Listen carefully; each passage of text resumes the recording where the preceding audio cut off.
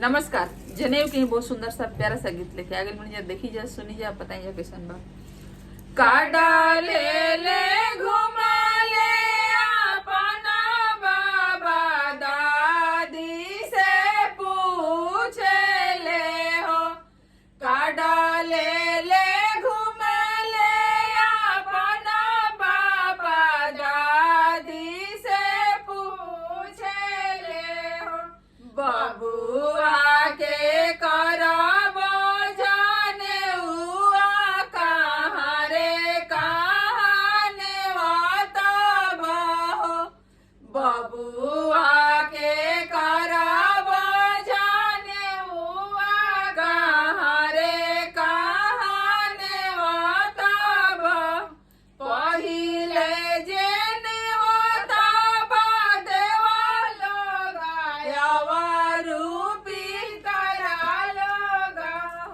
पहिले जे नेवतब देवा लोग रूपी तरा लोग। उन्हीं से आशीष मांगब जाने हुआ जगह ठानब हो। उन्हीं से आशीष मांगब जाने हुआ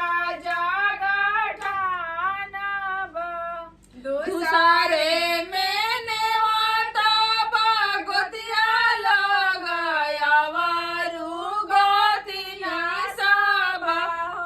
दूसरे में नेवतब गोतिया लोग गोतिया सब। सब मिली आई है गनावा गनावा सुहावन लागे हो। सब मिली आई है आंगनवा आंगनवा सुहावन लागे। तीसरे में नेवतब बरुआ के फुआ फूफा के नेवतब हो। तीसरे में नेवतब बरुआ के फुआ फूफा के नेवतब हो। फुआ जे आइली डोलिया चढ़ी मड़वा बीचे बैठेली हो। फुआ जे आइली डोलिया चढ़ी मड़वा बीचे बैठेली हो। मंगल गावेली फुआ रानी पर परी छेली हो। मंगल गावेली फुआ रानी पर परी छेली हो। काले ले घुमा ले अपना पापा माँ से पूछे ले हो। बबुआ के करब जाने हुआ कहाँ रे कहाँ नेवतब हो।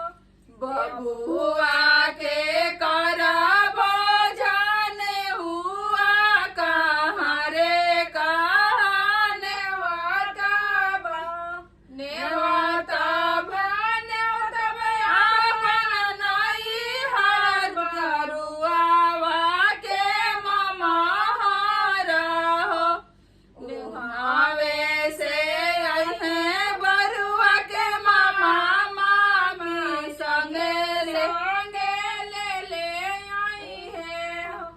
पियर धोती पहनी है मामा मड़वा में खड़ा भइले हो। पियर धोती पहनी है मामा मड़वा में खड़ा भइले हो। हथवा में टंगने बाबू के झोरिया तो देखा तो सोहावन लागे हो। हथवा में टंगी है बाबू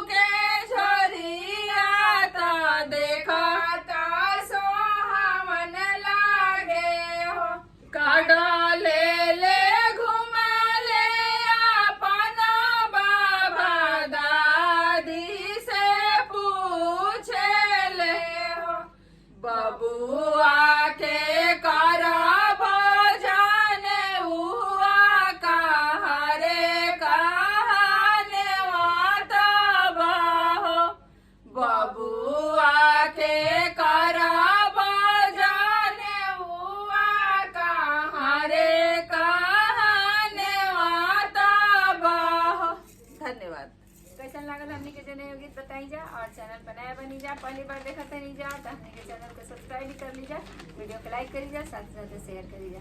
धन्यवाद। धन्यवाद।